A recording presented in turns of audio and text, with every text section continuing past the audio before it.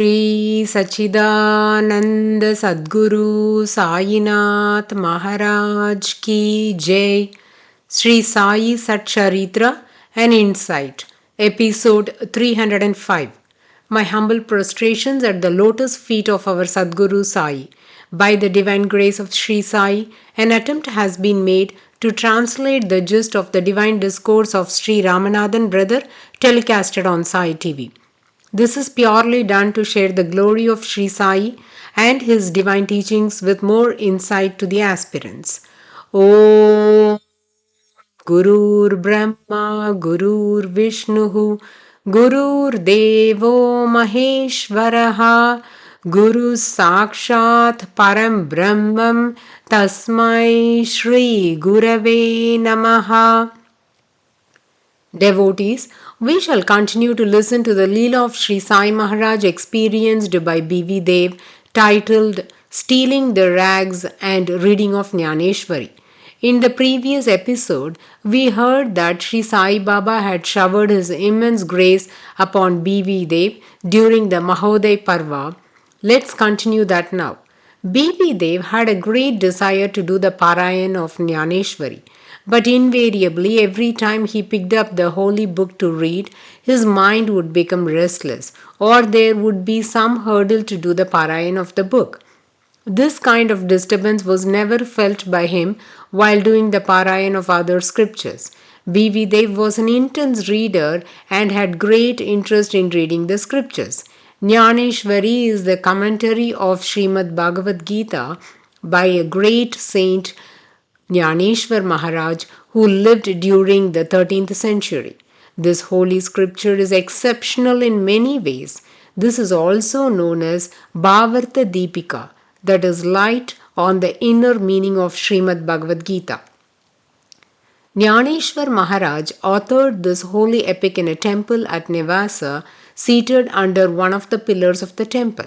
It is believed that Sri Sai Maharaj stayed in the same temple at Nevasa under that pillar for some time. A mention is made about this in Sri Sai SATCHARITRA, and we have also discussed this in one of the earlier episodes.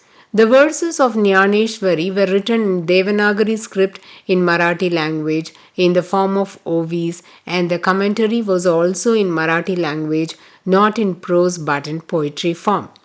Sri Sai Maharaj has instructed many devotees to read the scripture. B.V. Dev tried hard to do the Parayan of this book, but all in vain. Either the hurdle was from outside sources or his mind would not focus. He felt dejected. Jnaneshwari is the commentary on Srimad Bhagavad Gita. Devotees should not be of the misconception if B.V. Dev is not even blessed to read Bhagavad Gita. He read sincerely and devotedly one chapter of Bhagavad Gita every day. Surprisingly, when it comes to Jnaneshwari, he was facing hurdles to read. It's because God must have had greater plans for him. Hence, the reading got postponed until Mahoday Parva. B.V. Dev didn't want to give up on this. So while he was working in Dahanu, he took 3 months leave for the sake of doing the Parayan of Jnaneshwari. He began to read, still he wasn't able to focus. So from Dahanu, he directly came to Shirdi as he thought the grace of Sri Sai Maharaj would bless him to focus on the reading. Astonishingly, the situation didn't get any better. He got vexed, kept the book aside and left to his home at Pond, a village in Panvel. Panvel is almost 153 kilometers far from his workplace Dahanu. B.V. Dev assumed that the beautiful and serene environment at Pond might be conducive for his Parayan. Apparently, that also didn't help. He tried to read at least 5 OVs each day, but even that didn't materialize. Now he understood that he could not read without the divine intervention and made a vow that he would read Jnaneshwari only when Sri Sai Maharaj instructs him to do it. Thus saved the book for further command from Sadguru Sri Sai Baba, but the spark of thought was ever lit in his heart. On 22nd Jan 1914, B.V. Dev, his mother, sister, and a few other family members set out on a pilgrimage to Shirdi. The reason behind this pilgrimage was to be in the proximity of Sri Sai Maharaj on the Mahoday Parva, as it is considered the most auspicious time of the year. During this day, people are advised to serve and worship the Guru, read scriptures, learn or teach Vedas, perform pujas to God, and shradham to the Pitrus. Devotees might wonder why this Mahoday Parva is considered very significant. There are many interpretations on this topic. Some are distorted facts which led to confusion. Ramanathan Anna is very interested and has a good knowledge in astrology. We might wonder how Ramanathan brother is able to elucidate on this topic in detail because he has spent hours reading and comparing many texts based on this topic. He says many articles related to this subject contradict the constellation of stars or tithi or yoga or the month or the day in one or the other way. Hence, he advises us to omit those. After an extensive search, he says the text Abhidhana Chintamani throws some light on this topic. This text proclaims the Amavasya Tithi that falls in the month of Magha, that is Masi or Thai, that is Pausha with a combination of Sunday and Thiruvonam star, then that period is known as Mahoday Punya Parva. The combination of the above mentioned month, tithi, star and day is a punya kalam. So any good deeds performed on such a day would amplify the merits. Scriptures declared that doing a punya during the Mahoday Punya Kalam will fetch merits that can be earned by doing punya on numerous 1 crore solar eclipse. There is another Punya Parva known as Ardodaya Punya Parva. This is also considered a very auspicious time which is believed to be equivalent to 1 crore solar eclipse.